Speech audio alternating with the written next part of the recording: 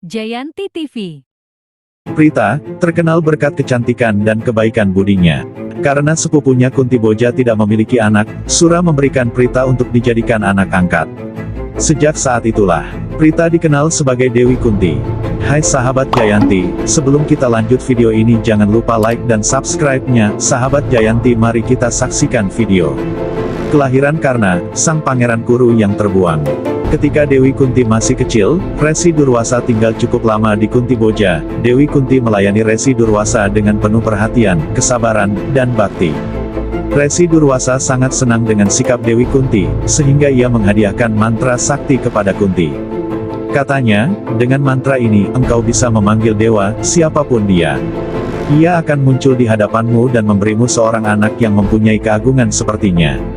Resi Durwasa menghadiahi Kunti mantra itu karena, dengan kekuatan yoganya dia bisa meramalkan bahwa kelak Kunti akan mengalami nasib buruk dengan suaminya. Karena sangat ingin tahu, suatu hari ia mencoba mantra sakti itu. Dia mengucapkan mantra dan memanggil Batara Surya yang sedang memancarkan cahayanya dari kahyangan. Tiba-tiba langit menjadi gelap tertutup awan.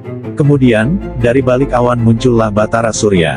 Dewa itu menatap takjub pada kecantikan Dewi Kunti dan bergairah. Dewi Kunti yang terpesona oleh kekuatan gaib dan kewibawaan tamu agungnya bertanya, siapakah yang mulia? Batara Surya menjawab, wahai putri yang cantik, akulah Dewa Matahari. Engkau memanggilku dengan mantra pemberi anak yang engkau ucapkan. Kunti sangat terkejut dan berkata, hamba seorang gadis dan belum menikah. Hamba belum siap untuk menjadi ibu. Hamba hanya ingin mencoba mantra yang diberikan Resi Durwasa. Hamba mohon paduka kembali ke hayangan. Maafkan kebodohanku. Namun demikian, Batara Surya tak dapat kembali karena kekuatan sakti mantra itu. Akhirnya Dewi Kunti mengandung anak Batara Surya. Tidak seperti manusia biasa yang butuh waktu 9 bulan untuk melahirkan, tapi karena ini kehamilan yang bersifat keilahian maka Dewi Kunti pun melahirkan seketika itu juga.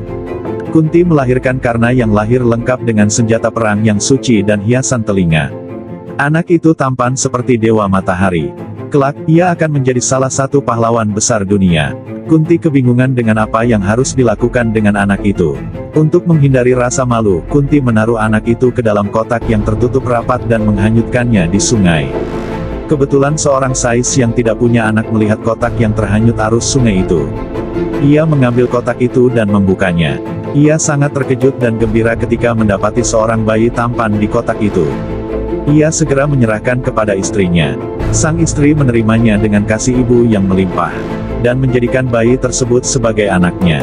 Karena sejak lahir sudah memakai pakaian perang lengkap dengan anting-anting dan kalung pemberian surya, maka bayi itu pun diberi nama Basusena. Tak lama setelah itu, Kunti disunting Pandu dari Hastinapura dan berputra 3 orang, Yudhistira, Bima, dan Arjuna. Bersama 2 putra kembar Madri istri kedua Pandu, Nakula dan Sadewa, mereka dikenal sebagai 5 Pandawa. Basusena diasuh dan dibesarkan dalam keluarga kusir, sehingga ia dikenal dengan julukan Sutaputra, anak kusir. Namun, julukan lainnya yang lebih terkenal adalah Radeya, yang bermakna anak Rada. Meskipun tumbuh dalam lingkungan keluarga kusir, Radeya justru berkeinginan menjadi seorang perwira kerajaan. Adirata pun mendaftarkannya ke dalam perguruan Resi Drona yang saat itu sedang mendidik para Pandawa dan Korawa, pangeran dari kalangan dinasti Kuru. Drona menolak Radeya karena ia hanya sudi mengajar kaum kesatria saja. Akhirnya Radeya memutuskan untuk mencari guru lain. Ia menyamar menjadi seorang Brahmana agar mendapatkan pendidikan dari Parasurama, seorang Brahmana kesatria yang hanya mau menerima murid dari golongan Brahmana. Parasurama adalah guru dari Bhisma sesepuh dinasti Kuru dan Drona. Sehingga karena mendapatkan guru yang lebih baik dari Drona, Parasurama memiliki pengalaman yang buruk dengan kaum kesatria, sehingga karena harus menyamar sebagai Brahmana muda agar bisa menjadi muridnya. Pada suatu hari, Parasurama tidur di atas pangkuan Karna. Tiba-tiba muncul seekor serangga menggigit paha Karna. Agar Parasurama tidak terbangun, Karna membiarkan pahanya terluka sementara dirinya tidak bergerak sedikit pun. Ketika Parasurama bangun dari tidurnya, ia terkejut melihat Karna telah berlumuran darah. Kemampuan Karna menahan rasa sakit telah menyadarkan Parasurama bahwa muridnya itu bukan dari golongan Brahmana, melainkan seorang kesatria. Merasa telah ditipu, Parasurama pun mengutuk Karna. Kelak, pada saat pertarungan antara hidup dan mati melawan seorang musuh terhebat, Karna akan lupa terhadap semua ilmu yang telah ia ajarkan. Kutukan kedua diperoleh karena ketika ia mengendarai keretanya dan menabrak mati seekor sapi milik Brahmana yang sedang menyeberang jalan.